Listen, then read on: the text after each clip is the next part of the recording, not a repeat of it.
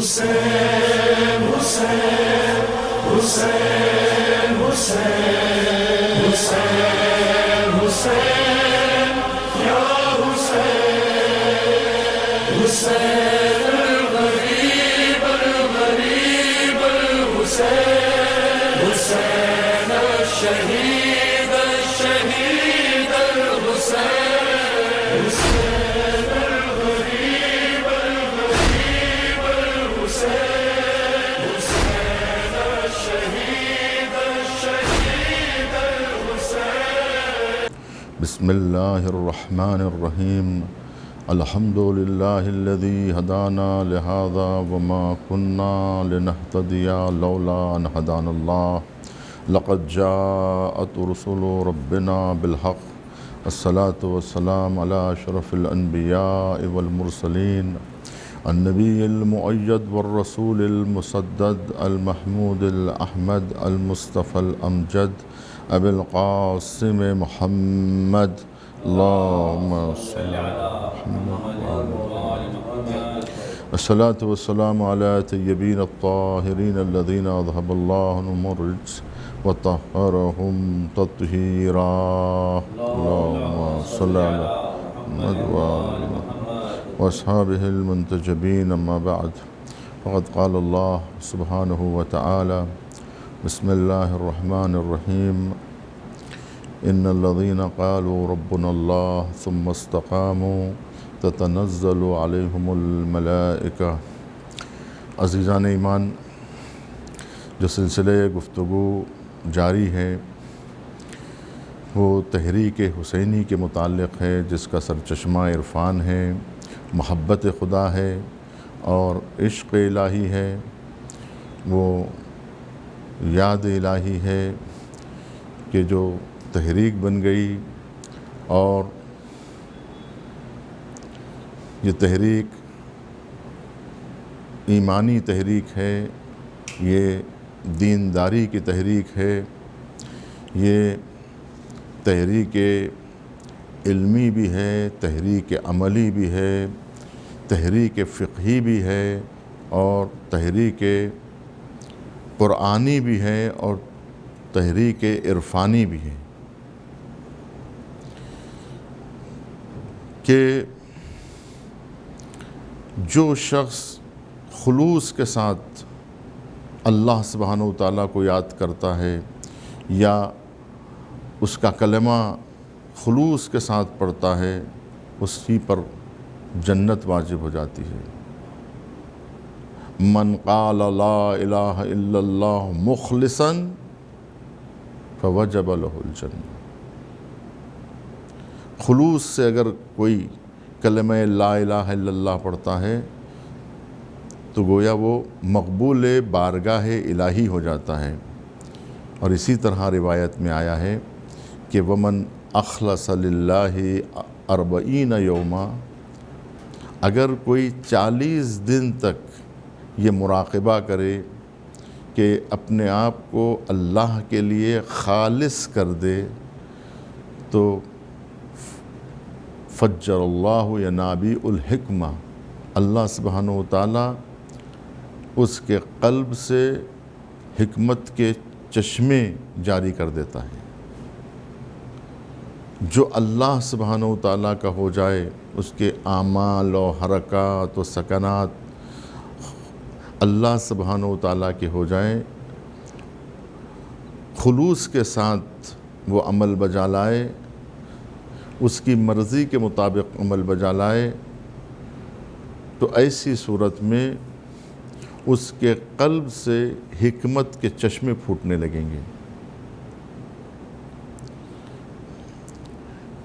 انسان کا عمل جتنا خالص ہوتا جائے گا، اتنی پرواز میں تیزی پیدا ہوتی جائے گی. وہ جو علامہ اقبال نے کہا ہے کہ اے طائر لاہوتی، اس رزق سے موت اچھی جس رزق سے آتی ہو پرواز میں کوتاہی. جس رزق سے آتی ہو پرواز میں کوتاہی، یعنی یہ جو انسان کی روح ہے، یہ ایک پرندہ ملکوتی ہے. جس کے دو پر علم و عمل ہے. علم و عمل سعادت دنیاوی اور اخروی کا سبب ہے. انسان کی جو روح ہے وہ زمینی نہیں ہے، وہ تو وہاں سے آئی ہے نا، وہ یہاں کی روح نہیں ہے جو یہاں اس کو بقا ملی ہے، اسے یہاں پر جو ہے گروتھ ملتی ہے، لیکن یہ جو پرندہ ہے یہ وہاں سے آیا ہوا ہے. انسان کی جو روح ہے وہ نفخت فیہ من روحی، کہ اللہ سبحانہ و تعالیٰ نے اس بدن میں اپنی روح ڈال دی ہے. تو گویا یہ جو روح ہے یہ الہی روح ہے. یہ الہی روح اگر حرکت کرتی ہے اور اس میں زندگی کے آثار پیدا ہوتے ہیں تو اس غذائے روحانی کے ذریعے سے حاصل ہوگی. غذائے روحانی جس کے ذریعے سے انسان کی روح کو تقویت ملے گی. اسی لیے عرض کیا گیا کہ یہ تسبیح، یہ تہلیل، یہ تکبیر، یہ تحمید، یہ تسمیہ، یہ سب کچھ نام الہی، ذکر الہی، یہ سب کچھ غذا ہے اس روح کی جو روح انسانی ہے، جو ہر انسان کے بدن میں ہے، کہ جس کی وجہ سے انسان کہلاتا ہے، وہ اس کی روح ہے. اور اس روح کو ہمیشہ باقی رہنا ہے اور زندہ رہنا ہے، رزق حاصل کرتے رہنا ہے. جیسے انسان جب زندہ ہوتا ہے تو مسلسل رزق حاصل کرتا ہے، بدن کے لیے جیسے رزق ضروری ہے، یعنی واجب ہے کہ انسان دن بھر میں کم از کم 1 روٹی کھائے یا 2 روٹی کھائے، واجب ہے یہ. اس کے علاوہ مستحب ہے کہ انسان تقویت بدن کے لیے دودھ پیے، شہد کھائے، سب یہ جتنی چیزیں ہیں، گوشت، لبنیات، یہ تمام چیزیں تقویت کے لیے مستحبات میں سے ہیں. اسی طرح سے روح کے لیے بھی کچھ واجب غذا ہے، کچھ غذا واجب ہے. یعنی مثال کے طور پہ عرض کیا گیا کہ 5 وقتہ نماز واجب ہے. یعنی واجب ہے کا مطلب واجب یعنی ضروری ہے. یعنی بدن کے لیے کیسا کہا گیا کہ ضروری ہے؟ یعنی اگر 1 روٹی بھی کم از کم وہ نہیں کھائے گا تو کمزور ہی نہیں پڑے گا، بلکہ وہ اتنا نڈھال ہو جائے گا کہ ہو سکتا ہے کہ موت واقع ہو جائے. تو اتنا تو ضروری ہے، یعنی 1 روٹی کم از کم واجب ہے. تو یہ جس طرح سے بدن کی سلامتی کے لیے اور اس کی بقا کے لیے غذا ضروری ہے تاکہ بدن باقی رہے، تاکہ جسم باقی رہے، اسی طرح سے روح کی بقا کے لیے بھی 5 وقت کی نماز واجب ہے. اگر یہ واجب پر عمل نہیں ہوگا، جو واجب ہے اس کو چھوڑ دیں گے، ہاں مستحبات تقویت کا سبب ہے. نوافل ظہر ہے، نوافل فجر ہے، نوافل عصر ہے، نوافل مغرب ہے، نوافل عشاء ہے، اور نماز شب ہے، نماز وتر ہے، اور جو ہے شفا ہے، اور اس طرح کی تمام یہ جو نمازیں ہیں یہ سب کے سب تقویت کے لیے ہے اور روح کو قوی سے قوی تر کرنے کے لیے ہے، مضبوط سے مضبوط کرنے کے لیے. کیوں؟ اس لیے کہ یہی وہ نماز ہے جو مقابلہ کرتی ہے، ہر طوفان کا مقابلہ کرتی ہے، ہر حوادث کا مقابلہ کرتی ہے، ہر آندھی کا مقابلہ کرتی ہے، ہر زلزلے کا جو ہے وہ مقابلہ کرتی ہے. تو اسے کتنا قوی ہونا چاہیے. چنانچہ یہ وجہ ہے کہ جب کبھی زلزلہ آتا ہے تو آواز آتی ہے کہ نماز پڑھو، جب طوفان آئے تو آواز آتی ہے کہ نماز پڑھو، چاند کو گہن لگ جائے تو آواز آتی ہے نماز پڑھو. جب چاند کو گہن لگ جائے، جب سورج کو گہن لگ جائے، جب زلزلے آ جائیں، جب طوفان آئے اور جب سیلاب آئے، تو ان تمام مرحلوں پر اللہ کا ذکر ضروری ہے نا، سجدہ ضروری ہے، نماز ضروری ہے۔ تو آخر یہ کون سی نماز ہے جو ایک وقت میں کئی محاذوں پہ جنگ کر رہی ہے؟ ایک نماز ہے جو کبھی گویا نماز ایک ایسا انجیکشن ہے جو کبھی زمین کو دیا جا رہا ہے، کبھی آندھیوں کو دیا جا رہا ہے، کبھی طوفانوں کو دیا جا رہا ہے، کبھی چاند کو دیا جا رہا ہے، کبھی سورج کو دیا جا رہا ہے۔ جمعہ ہو تو نماز، عید آئے تو نماز، ہے نا، جب کوئی نعمت ملے تو نماز، زیارت پر جائیں تو نماز، حج پر پہنچے تو نماز۔ تو گویا نماز ایک ایسی عبادت ہے کہ جو انسان کی روح کے لیے سب سے زیادہ تقویت کا سبب ہے۔ روح کی ایک ایسی غذا ہے کہ جو ہمیشہ اس روح کو جوان اور تازہ رکھتی ہے، جو ہر آندھی کا مقابلہ کر سکتی ہے، ہر طوفان کا مقابلہ کر سکتی ہے۔ اور سب سے بھیانک جو طوفان ہے، سب سے بھیانک جو آندھی ہے، وہ نفس کے خلاف چلنے والی آندھی ہے، جو انسان کے نفس کو برباد کر دینے والی ہے،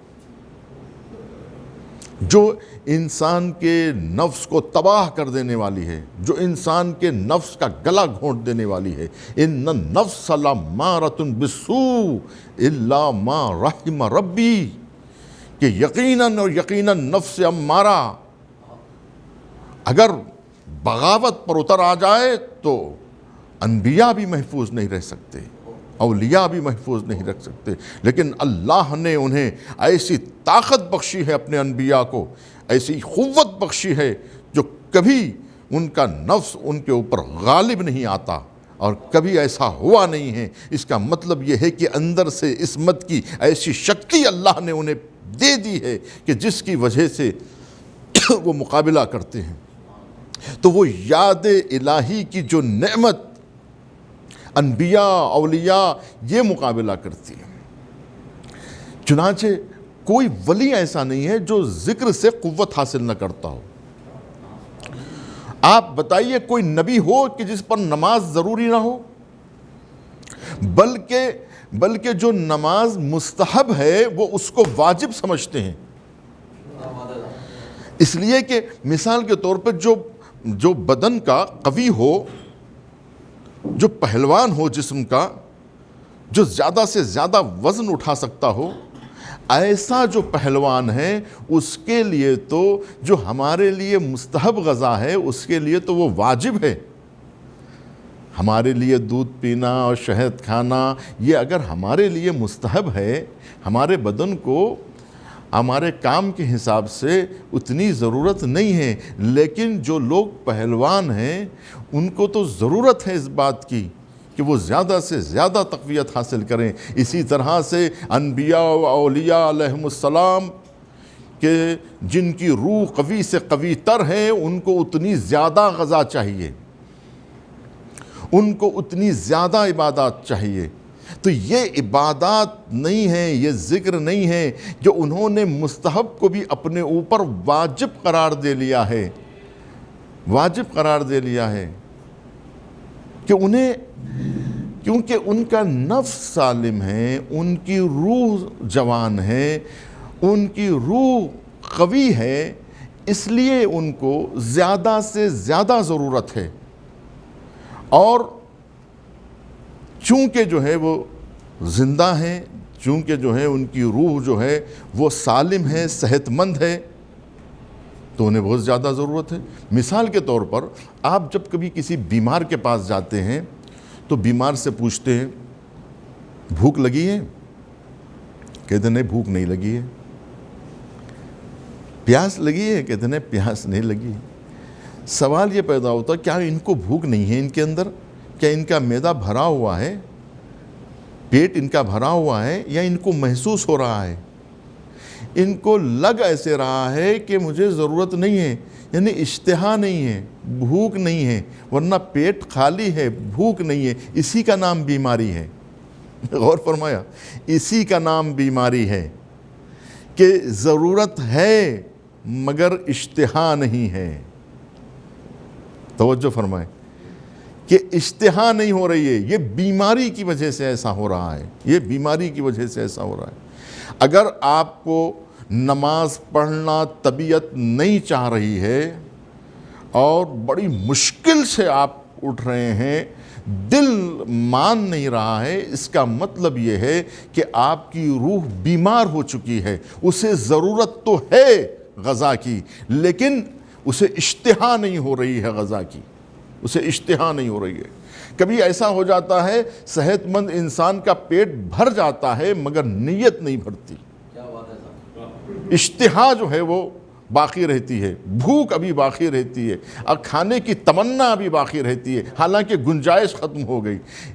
تو اسی طرح سے ہمارے اولیاء اللہ وہ ہوتے ہیں کہ جن کے لیے عبادت ان کے لیے کافی بھی ہو جائے تو ان کی جو محبت ہے وہ کم نہیں ہوتی، جو ان کی محبت ہے، جو عشق ہے وہ ختم نہیں ہوتا ہے۔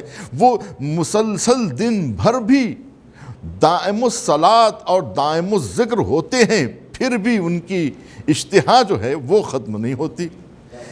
یہ ہے تحریک حسینی، جو امام حسین نے فرمایا کہ انا احب الصلاۃ، میں نماز کو دوست رکھتا ہوں، میں نماز کو پسند کرتا ہوں، نماز میرے لیے عزیز ہے، نماز میرے لیے محترم ہے، نماز میرے لیے سب کچھ ہے، نماز میری جان ہے، نماز میری روح ہے، نماز میری آرزو ہے، نماز میری تمنا ہے، نماز میری خواہش ہے، نماز میرے لیے معراج ہے۔ یہ کیوں کہہ رہے ہیں؟ اس لیے کہ اشتہا پوری نہیں ہو رہی ہے، پیاس نہیں بجھ رہی ہے۔ عشق الہی کی جو پیاس ہے وہ عاشقوں کو جتنا وہ پیاس بجھاتا جائے گا اتنی پیاس بھڑکتی جائے گی۔ یہ عشق کی جو پیاس ہے وہ بجھتی نہیں ہے، جتنا بھی معشوق سے وصال ہو لیکن دل نہیں بھرتا، معشوق سے وصال کا دل نہیں بھرتا۔ تو معلوم یہ ہوا کہ جتنا دیدار کرتے رہیں اتنی تمنا بڑھتی جاتی ہے، اتنی آرزو بڑھتی جاتی ہے۔ تو یہ جو لوگ قرآن دیکھتے ہیں اور انہیں قرآن پڑھنا جی نہیں چاہتا، اس کا مطلب یہ ہے کہ یہ بیمار ہیں، انہیں ضرورت ہے، بھوک ہے، انہیں قرآن کی ضرورت ہے، انہیں معرفت کی ضرورت ہے، ان کا وجود خالی ہے، ان کی روح پیاسی ہے، ان کی روح تشنا ہے، روح میں پیاس ہے، اسے زلال معرفت کی ضرورت ہے، اسے جام معرفت کی ضرورت ہے، اسے دریائے معرفت کی ضرورت ہے۔ اس کی روح دریائے معرفت میں پوری طرح سے اگر یہ سیراب بھی ہو جائے تب بھی جو ہے اس کی تشنگی باقی رہتی ہے۔ تو معلوم یہ ہوا کہ تشنگی روح میں بہت ہے، کیونکہ یہ علم کی جو پیاس ہے، جو اس کا برتن ہے، وہ پر ہونے والا نہیں ہے۔ بدن کا جو برتن ہے وہ تھوڑی سی غذا سے پر ہو جاتا ہے۔ آپ ناشتہ کریں پیٹ بھر جائے گا، آپ جو ہے لنچ لیں آپ کا پیٹ بھر جائے گا، لیکن یہ جو علم کی پیاس ہے، جو علم کا برتن ہے، کل وعاء یضیق بما جعل فیہ الا وعاء العلم فإنہ یتسع بہ۔ امیر المومنین کا بہت بڑا جملہ ہے، فرماتے ہیں کہ ہر برتن اپنے مظروف کے آ جانے سے پر ہو جاتا ہے۔ کوئی بھی دنیا کا برتن ہو، اس کو آپ اس میں کوئی چیز ڈالیں، ایک گلاس ہے، اگر اس میں پانی ڈالیں تو یہ بھر جائے گی۔ کوئی آپ پتیلی لیجئے، اس میں آپ پانی ڈالیے، کوئی جو حوض ہو اس میں آپ پانی ڈالیے، وہ بھر جائے گا۔ لیکن سوائے برتن علم کے کہ جتنا علم ڈالتے جائیں گے اتنی وسعت میں اضافہ ہوتا چلا جائے گا۔ صلوات پڑھیں محمد والے۔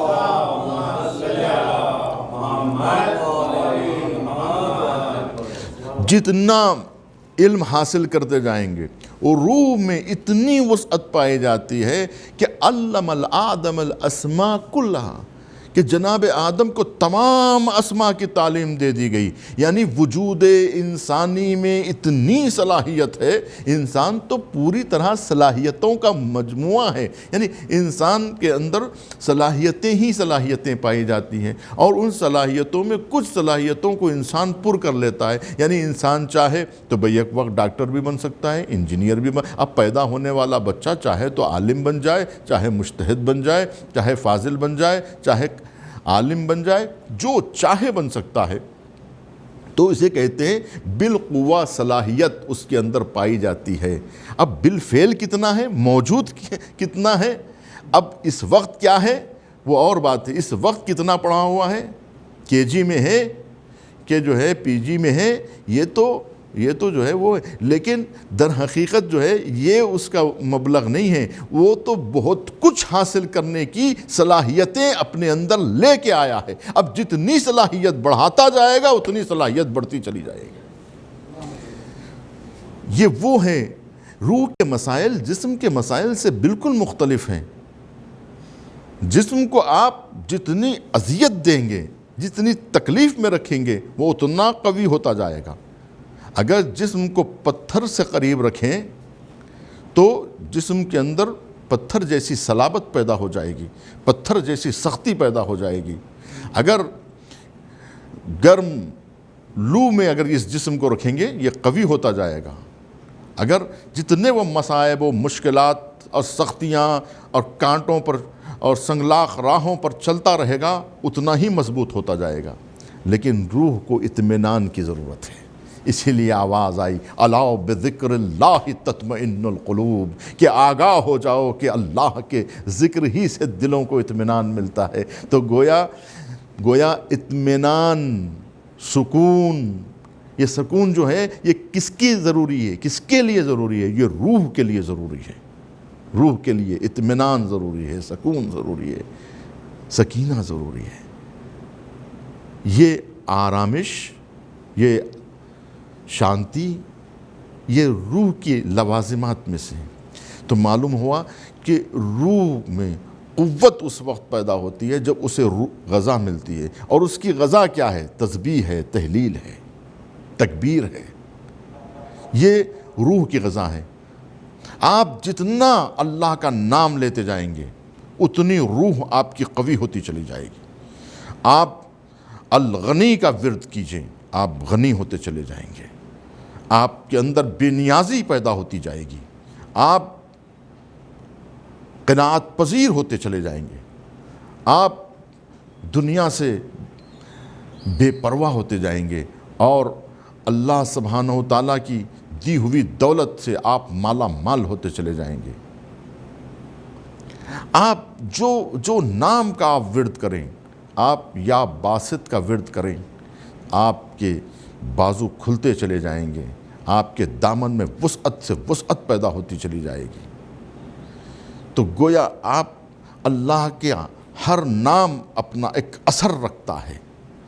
یہ آپ کے لیے غذا ہے. تو آپ دائم اگر ذکر کرتے جائیں گے تو یہ دائم ذکر آپ کا کرنا آپ کو قوی کرتا چلا جائے. ابھی میں نے آپ کے سامنے کل عرض کیا کہ یہ جو ذکر قلیل ہے اور یہ ذکر کثیر ہے، کس طرح سے کوئی ذکر قلیل ہوتا ہے، کوئی ذکر کثیر ہوتا ہے. اگر دنیا کے لیے ذکر کیا جائے تو وہ قلیل ہو جاتا ہے، وہ ذکر اللہ کے لیے کیا جائے تو وہ کثیر ہو جاتا ہے. جو چیز اللہ کی راہ میں دیتے ہیں، دیکھیے اس کو کم نہیں کہا جاتا. وہ چاہے کتنا کم ہو لیکن وہ زیادہ ہوتا ہے آپ کے خلوص کی وجہ سے، آپ کی کمیت کی وجہ سے نہیں ہوتا ہے کہ آپ اتنا زیادہ دیں تو جو ہے وہ اللہ کے نزدیک زیادہ کہلائے. آپ 10 لاکھ دیں لیکن دنیا کی خاطر دیں، دنیا کے لیے دیں تو متاع الدنیا قلیل ہو جائے گا، وہ ذکر قلیل ہوگا، اور آپ سے مطالبہ جو ہو رہا ہے وہ ذکر قلیل کا مطالبہ نہیں ہو رہا ہے، وہ ذکر کثیر کا مطالبہ ہو رہا ہے۔ جو لوگ دکھاوے کے لیے ذکر کرتے ہیں، دنیا کو دکھانے کے لیے محفلوں میں اور لوگوں کو سامنے جو ذکر کرتے ہیں، یہ کمزور لوگ ہوتے ہیں، یہ لوگ بیمار ہوتے ہیں، یہ لوگ مریض ہیں، بیمار ہیں۔ جو صحت یاب ہوتے ہیں، جن کی روح سالم ہوتی ہے، وہ لوگ جو ہے وہ ذکر کثیر کرتے ہیں۔ ذکر کثیر یعنی خالص ذکر صرف اللہ کے لیے کریں، خاموشی میں کریں، تنہائی میں کریں، اکیلے میں کریں۔ اور جب انسان جب ذکر کرتا ہے تو پھر وہ اکیلا نہیں رہتا، وہ تنہا نہیں رہتا۔ میں نے شاید آپ کے سامنے اس روایت کی طرف اشارہ کیا ہو کہ امام سجاد فرماتے ہیں علیہ السلام کہ اللہم صلی علی محمد وآلہ، امام فرماتے ہیں کہ جب میں قرآن کے ساتھ ہوتا ہوں تو میں وحشت زدہ نہیں رہتا، یعنی تنہائی کا احساس مجھے نہیں ہوتا ہے۔ جب میں قرآن کے ساتھ ہوتا ہوں تو گویا میں تنہا نہیں رہتا، میں اکیلا نہیں رہتا۔ گویا امام یہ بتا رہے ہیں کہ انسان بغیر ذکر کے، بغیر یاد خدا کے، بغیر قرآن کے، اس کی زندگی ویران ہو جاتی ہے، اس کی زندگی اندھیروں میں اور ظلمتوں میں گر جاتی ہے، وہ گھٹا ٹوپ اندھیروں میں غرق ہو جاتا ہے، وہ غموں کے سیلاب میں بہہ جاتا ہے، اسے وحشت اسے گھیر لیتی ہے، تنہائی کا اس کو احساس ہونے لگتا ہے، اکیلے پن کا احساس ہونے لگتا ہے، وحشت ہونے لگتی ہے، اضطراب کی کیفیت پیدا ہوتی ہے، جسے آپ ڈپریشن بھی کہہ سکتے ہیں، جسے آپ جو ہے وہ عدم توازن بھی کہہ سکتے ہیں۔ یہ سب کیوں ہوتا ہے؟ جب چیز مرکز سے ہٹ جاتی ہے، جب انسان میں بیماری پیدا ہو جاتی ہے، جب ذوف طاری ہو جاتا ہے، تو ذکر الہی انسان کی تقویت کا سبب ہے نا؟ انسانوں کو جو قدرت ملتی ہے، طاقت ملتی ہے، حوصلہ ملتا ہے، صبر ملتا ہے، استقامت ملتی ہے، تو یہ اللہ کے ذکر سے۔ ان الذین قالوا ربنا اللہ، جب وہ لوگ جو پکارتے ہیں، اپنے رب کو پکارتے ہیں، اپنے اللہ کو پکارتے ہیں، تو ان لوگوں کے اندر اللہ استقامت دیتا ہے، انہیں صبر دیتا ہے، انہیں حوصلہ دیتا ہے، انہیں مصائب سے لڑنے کی صلاحیت دیتا ہے، زمانے سے نبرد آزما ہونے کی صلاحیت دیتا ہے، دشمنوں سے لڑنے کی طاقت دیتا ہے، چاہے وہ بیرونی دشمن ہو کہ اندرونی دشمن ہو۔ ہاں، بیرونی دشمن سے لڑنا تو پھر بھی آسان ہے، اندرونی دشمن سے لڑنا بہت مشکل کام ہے۔ باہر کے دشمن کو انسان زیر کر سکتا ہے، اس پر غالب ہو سکتا ہے، اور باہر کے دشمن کو انسان زیر کر سکتا ہے، لیکن اس کا جو اندرونی دشمن ہے، خود اس کا نفس، جو اس کا سب سے بڑا دشمن ہے، سب سے بڑا دشمن ہے، اعدى عدوك النفس التي بين جنبيك، کہ تمہارا سب سے بڑا دشمن خود تمہارا نفس ہے، جو خود تمہارے پہلو میں بیٹھا ہوا ہے، جو تمہیں شکار کرنا چاہتا ہے۔ ہاں، اندر کے دشمن کو مارنا یہ آسان کام نہیں ہے، اس کے لیے قوت کی ضرورت ہوتی ہے، اس کے لیے طاقت کی ضرورت ہوتی ہے، اسی کے لیے ضرورت ہوتی ہے کہ انسان ملائکہ کی قدرت حاصل کرے۔ کتنی مرتبہ میں نے اس پورنیہ ولی کا واقعہ آپ کے سامنے ذکر کیا کہ یہ ایک ایسا جوان تھا، ایک ایسا پہلوان تھا۔ دیکھیے، یہ وہ واقعہ ہے جو ہر کسی کے سامنے آ سکتا ہے، اور ہر کوئی اس اندرونی جنگ میں مبتلا ہو سکتا ہے۔ یہ جنگ جو روح اور نفس کے درمیان میں، عقل و نفس کے درمیان میں، ایمان و کفر کے درمیان میں جاری ہے، ہر انسان کے دل و دماغ میں یہ جنگ جاری ہے، یہ اندرونی جنگ ہے۔ یہ اپنے نفس سے جنگ کرنا، یہ آسان کام نہیں ہے عزیزان گرامی۔ پہاڑوں کو کاٹ کر راہیں بنا لینا یہ آسان ہے، راکٹ پہ بیٹھ کے فضا کی وسعتوں کو محدود کر لینا یہ آسان ہے، چاند کی سرزمین کو اپنے قدموں سے روندنا یہ آسان ہے، اور جانوروں کو رام کر لینا یہ آسان ہے، لیکن اپنے نفس پر قابو پانا یہ آسان کام نہیں ہے۔ پورنیا ولی ایک ایسا پہلوان تھا کہ جو کشتی لڑنے کے لیے آیا تھا، اور اس کے مد مقابل جو پہلوان تھا اس کی ماں حلوہ تقسیم کر رہی تھی اور کہہ رہی تھی کہ کل میرے بیٹے کا امتحان ہے، کل میرے بیٹے کا مقابلہ ایک بہت بڑے پہلوان سے ہے، تم دعا کرو کہ میرا بیٹا غالب آ جائے، کیونکہ اس کے غالب آنے سے ہماری روٹی روزی چلتی ہے۔ میرا بچہ کشتی لڑتا ہے تو ہمارے گھر میں چولہا جلتا ہے، ہمارا پیٹ بھرتا ہے۔ اس بوڑھیا ماں کی اگر دعا لینا ہے تو میرے بیٹے کو غلبہ کے لیے دعا کرنا۔ تو یہ حلوہ بانٹتی ہوئی جب خود پورنیا ولی کے پاس پہنچی تو اس نے وہ حلوہ تو لیا، بوڑھیا کی فریاد تو سنی، اب اپنے دل و دماغ میں اب جنگ جاری ہو گئی کہ اب میں کروں تو کیا کروں۔ یعنی کل پہلوان سے مقابلہ ہے، اب اگر میں دیکھوں گا کہ اگر میں اس کے اوپر کل غالب آ جاؤں تو کیا کروں، غالب آنے کے بعد مغلوب ہو جاؤں تو دنیا ہنسے گی، محلے والے ہنسیں گے، دیکھنے والے ہنسیں گے، پورا میدان قہقہے لگائے گا، خواتین ٹھہری ہوں گی، تالیاں بجائیں گے لوگ، اور اس کے لیے تالیاں بجیں گی اور ہمارے لیے جو ہے وہ بے عزتی ہوگی، عزت خاک میں مل جائے گی، بدنامی ہاتھ آئے گی۔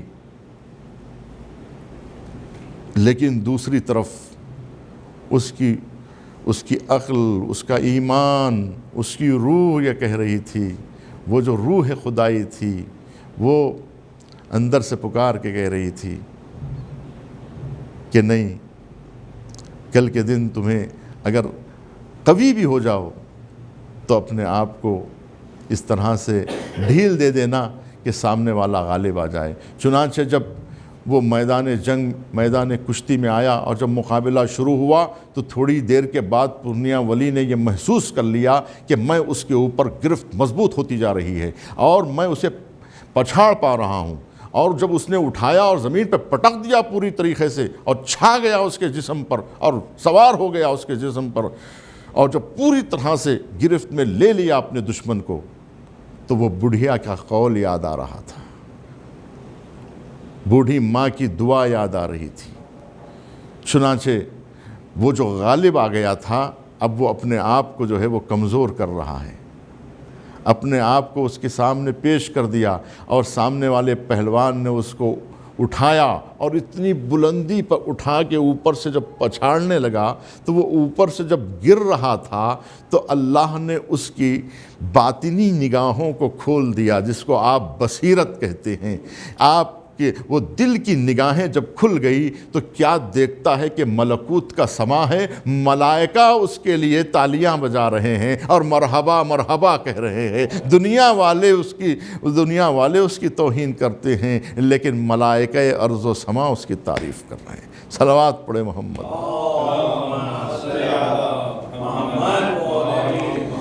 آپ نے اندازہ لگایا، قالوا ربنا اللہ ثم استقاموا تتنزل علیہم الملائکہ، جب اللہ کو پکارتے ہیں اور استقامت دکھاتے ہیں، قوت کا مظاہرہ کرتے ہیں، طاقت کا مظاہرہ کرتے ہیں، اللہ کی دی ہوئی طاقت سے جب نفسانی خواہشوں سے جب انسان جنگ لڑتا ہے تو اللہ سبحانہ و تعالیٰ اسے غلبہ عطا کرتا ہے، اور ملائکہ اسے شاباشی دیتے ہیں، ملائکہ اسے مرحبا کہتے ہیں، ملائکہ اس کو بخن بخن کہتے ہیں، ملائکہ اس کی تعریف کرتے ہیں، اس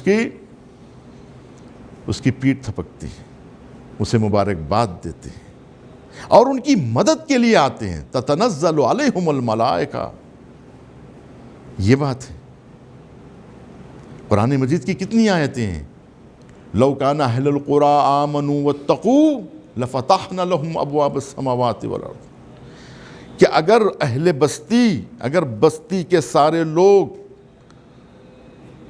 خدا پرست ہو جائیں، سب کے سب اگر ایمان لے آئیں، سب کے سب اگر تقوی اختیار کر لیں، تو اللہ آسمان و زمین سے برکتیں نازل کرے گا، زمین و آسمان سے برکتیں نازل ہوں گی، نہ یہ کہ بلائیں نازل ہوں۔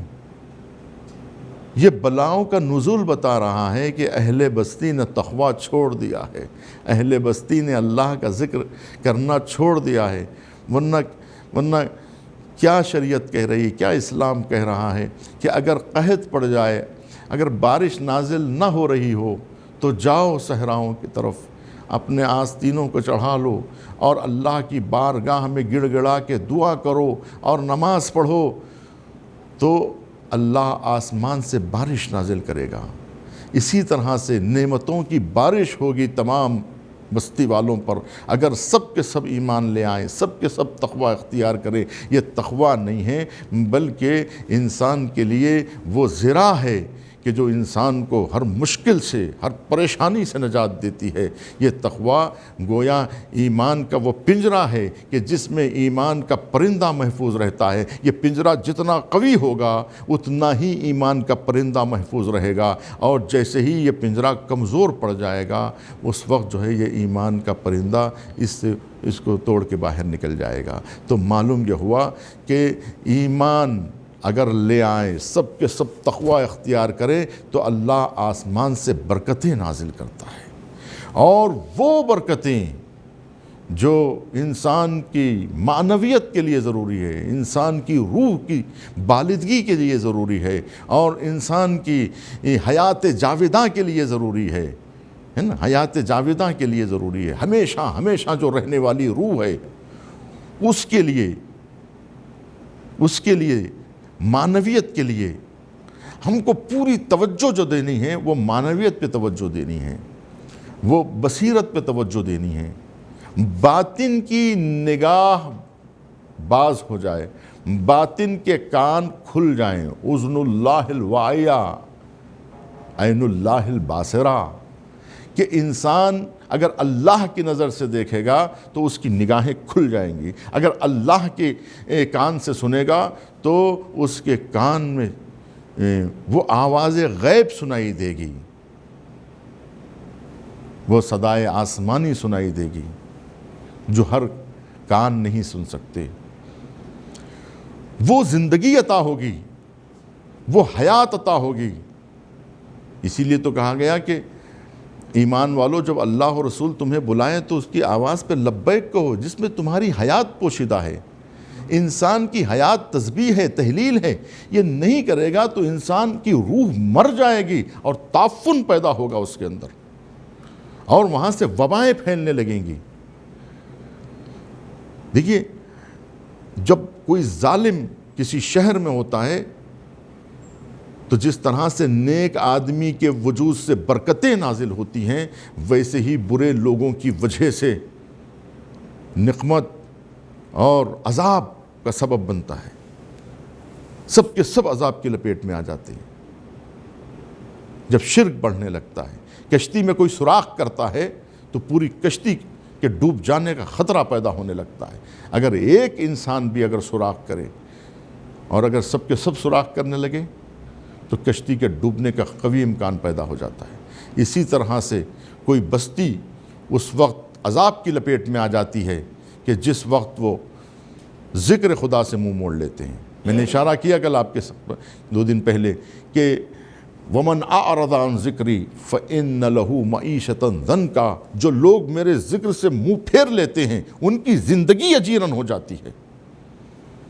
پیسہ ہوتا ہے لیکن اطمینان نہیں ہوتا، پیسہ ہوتا ہے لیکن رات میں نیند نہیں آتی، سکون نہیں ملتا۔ معلوم یہ ہوا کہ پیسہ ہے لیکن قناعت نہیں ہے، سکون نہیں ہے۔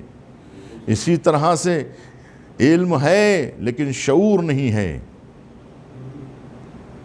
پڑھ رہے ہیں لیکن حاصل کچھ نہیں ہو رہا ہے، سمجھ نہیں آ رہی ہے، شعور نہیں پیدا ہو رہا ہے۔ تو اس کا مطلب یہ ہوا کہ اندر سے آپ کی روح میں وہ بالدگی نہیں ہے، روح میں وہ شعور نہیں ہے، وہ سالم نہیں ہے وجود۔ اگر سالم ہو، صحت مند ہو، یہ سالم اور صحت مند کب ہوتا ہے؟ جب غذا سالم ہو، جب غذا صحت مند ہو، جب انسان خلوص کے ساتھ اس تکبیر کو اپنی روح میں اتار لیتا ہے تو روح قوی ہو جاتی ہے۔ ایک مرتبہ خلوص سے اللہ اکبر کہا۔ اگر کوئی تسبیح حضرت زہرا پڑھے، ہر نماز کے بعد پڑھے، ہر نماز کے بعد پڑھے، تو 5 مرتبہ اگر وہ تسبیح پڑھے گا، یعنی ہر نماز کے بعد 100 مرتبہ اللہ کا ذکر کرے گا، 34 مرتبہ اللہ اکبر کی صورت میں، تکبیر کی صورت میں، پھر الحمدللہ کی صورت میں، پھر سبحان اللہ کی صورت میں، تو گویا 500 مرتبہ دن میں۔ تو گویا یہ کیا ہو رہا ہے؟ لیکن اس کے لیے خلوص کے ساتھ، پورے توجہ کے ساتھ ہم کیسے پڑھتے ہیں کہ نہ ہمارا ذہن متوجہ رہتا ہے، نہ ہماری روح متوجہ ہوتی ہے۔ اب جب بغیر توجہ کے آپ کھانا کھائیں گے تو وہ بدن کو نہیں لگے گا۔ اسی طرح سے آپ جب بغیر توجہ کے اللہ اکبر اللہ اکبر اللہ اکبر کہیں گے تو وہ غذائے روح نہیں بن سکے گی۔ پوری توجہ کے ساتھ رک رک کر آہستہ آہستہ، جیسے غذا کے لیے نوالا چاپ چاپ کر جو ہے حلق کے نیچے اتارنا ہے، اسی طرح سے اللہ اکبر اگر پوری توجہ کے ساتھ آپ کہیں گے تو وہ روح کو غذا ملنے لگے گی۔ اور واقعی اگر روح سالم ہو جائے اور غذا طلب کرنے لگے اور صحت مند ہو جائے تو پھر آپ دیکھیں گے کہ اس میں کتنی طاقت پیدا ہوتی ہے، اور انسان کے اندر جو ملکوتی طاقت ہے وہ کتنی بلند ہو جاتی ہے۔ انسان اتنا بلند ہو جاتا ہے، اتنا بلند ہو جاتا ہے کہ پھر، کیونکہ اللہ بلند کرتا ہے۔ دیکھیے ہم کتنا بلند ہو سکتے ہیں اگر ہم خود چاہیں، اپنے کو بلند کرنا چاہیں، کتنا آپ بتائیے آپ بلند کر سکتے ہیں؟ کتنی آپ طاقت لگا لیجئے گا؟ کتنے مرتبہ آپ اپنا پوسٹ جو ہے واٹس ایپ پہ بھیجیں گے اور فیس بک پر، اور کتنی اپنے کو تقویت پہنچائیں گے، کتنی اپنے لیے کام کریں گے، کتنی شہرت حاصل، پورا دن بھی اگر لگ جائے تب بھی آپ کو نہ وہ مقام مل سکتا ہے، نہ وہ شہرت مل سکتی ہے، نہ وہ عظمت مل سکتی ہے، نہ وہ مرتبہ مل سکتا ہے، نہ وہ وقار مل سکتا ہے۔ لیکن اگر آپ نے ایک مرتبہ ایک کام اگر اللہ کے لیے کر دیا تو عمل الصالح یرفعہ، عمل صالح اس کو بلندی عطا کرتا ہے، اللہ اسے اٹھاتا ہے۔ اسرا بعبدہ، ایک یتیم عبداللہ مکے کی سرزمین پہ رہنے والے، اتنا ان کا نام بلند ہو گیا کہ اب کوئی گلدستہ ازاں ایسی نہیں ہے جس پہ مصطفیٰ کا نام نہ لیا جا رہا ہو۔ اس لیے رسالت یا رسول اللہ حیدری حضور اکرم محمد مصطفیٰ صلی اللہ علیہ وآلہ وسلم، تہ دل سے بلند تر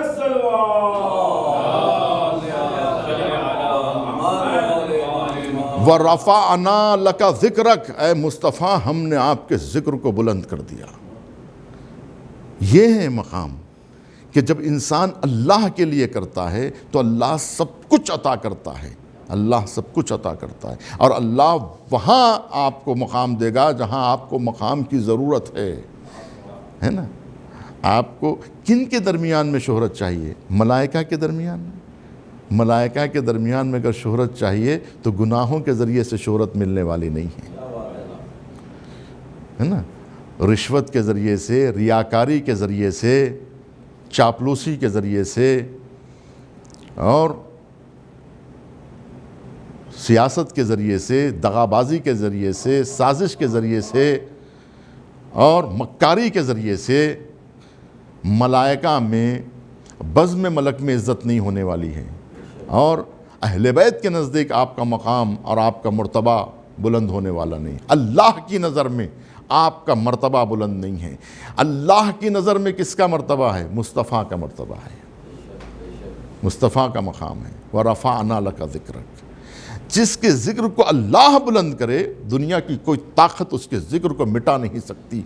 جو چراغ اللہ روشن کرے اسے دنیا کی کوئی طاقت بجھا نہیں سکتی۔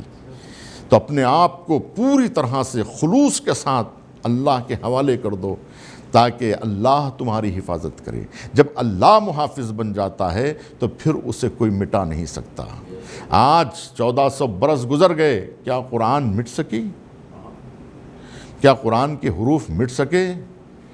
کیا قرآن کے جملے مٹ سکے؟ وَإِنَّا نَحْنُ نَزَّلْنَا الذِّكْرَ وَإِنَّا لَهُ لَحَافِظُونَ، ہم نے اس ذکر کو ہم نے نازل کیا ہے اور ہم ہی اس کو باقی رکھنے والی ہیں۔ معلوم یہ ہوا کہ قرآن کو باقی رکھنے والی ذات اللہ کی ہے، وہ ذاکر ہے، تو پھر یہ ذکر مٹنے والا نہیں ہے۔ جس ذکر کو اللہ زندہ رکھنا چاہے وہ ذکر مٹ نہیں سکتا۔ اسی طرح سے اہل بیت کا ذکر ہے، یہ ذکر کو اللہ باقی رکھنا چاہتا ہے۔ اب اس ذکر کو دنیا کی کوئی طاقت مٹا نہیں سکتی، ہے نا۔ 14 صدیاں بیت گئیں، شبیر کا چرچا باقی ہے، قرآن اب تک بول رہا ہے، خانہ کعبہ باقی ہے، کرب و بلا کا لے کے سہارا گنبد خضرا باقی ہے۔ 14 صدیاں بیت گئیں، شبیر کا چرچا باقی ہے۔ یہ کس نے باقی رکھا؟ امام حسین اتنے بلند ہے کہ زہرا کا نور عین اکیلا ہے آج بھی، وہ جان مشرقین اکیلا ہے آج بھی۔ اتنی بلندیوں پہ بھلا کون جا سکے؟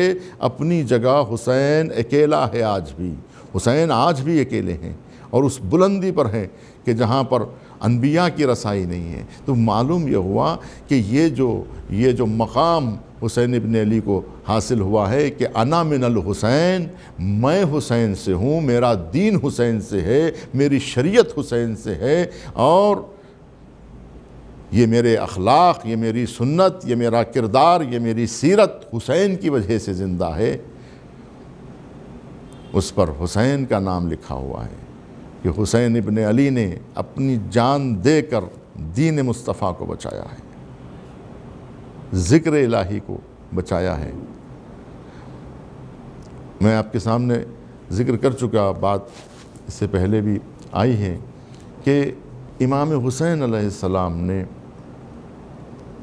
یہ دین کو، جس پر مہر لگ رہی تھی یزیدیت کی، اور یہ دین مصطفیٰ، یہ دین الہی جس کو بدل دیا گیا تھا، سیرت رسول کی جگہ پر بنی امیہ کی سنتیں، بدعتیں سنتوں کی جگہ لے رہی تھیں، توہمات سنت کی جگہ لے رہی تھیں، اور جھوٹ فریب وہ جو ہے حقانیت کی جگہ لے رہی تھیں۔ اب حق نہ ہوتا مگر باطل حق کے نام کے اوپر چلتا، جھوٹ سچ کا لبادہ اوڑھ لیتی، اور جھوٹا خلیفہ سچوں کی ردا اوڑھ لیتا۔ ہو یہ گیا تھا امام حسین کی موجودگی میں یزید اپنے آپ کو نعوذ باللہ امیر المومنین کہلوا رہا تھا، اور اس کی ہر بات شریعت مانی جا رہی تھی۔ لوگ یزید کی اطاعت بحکم خلیفۃ المسلمین کر رہے تھے، یعنی جھوٹ پر مہر لگ چکی، سچ پر جھوٹ کی مہر لگ گئی تھی، یعنی جھوٹ فریب مکاریاں جگہ لے رہی تھی حق کا، حقانیت کا، صداقت کا، سچائی کا۔ تو جب یہ بات آ گئی تب حضرت امام حسین علیہ السلام کے لیے قربانی کے علاوہ کوئی راستہ نہیں تھا۔ اگر امام حسین علیہ السلام کسی طرح سے سمجھاتے تو کسی کے سمجھ میں نہ آتا، ایک آدمی سمجھتا، 2 آدمی سمجھتے، پوری ملت اسلامیہ کے شعور کو کیسے جگایا جا سکتا تھا۔ اس کے لیے ضروری تھا کہ امام حسین علیہ السلام شہادت کا نذرانہ پیش کرتے. شہید کیا ہوتا ہے؟ شہید شمع تاریخ ہوتا ہے. شہید کی شمع جب جلتی ہے تو اس میں پوری زندگیاں چلنے لگتی ہیں، حیات دوڑنے لگتی ہے، زندگی جگمگانے لگتی ہے. جتنے بھی لوگ ہیں اس روشنی میں اپنا سفر طے کرتے ہیں. مسافر اس روشنی میں اپنا سفر طے کرتا ہے.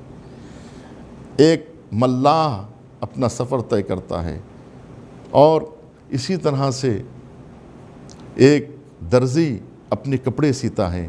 تو اسی روشنی میں، یہ روشنی کس نے ایجاد کی ہے؟ یہ روشنی شہید کے خون نے روشنی. شہید کا خون ہوتا ہے جو شمع بن کے جلنے لگتا ہے. اب آپ نے غور فرمایا کہ یہ شہدائے کربلا اور دنیا عالم کے سید الشہداء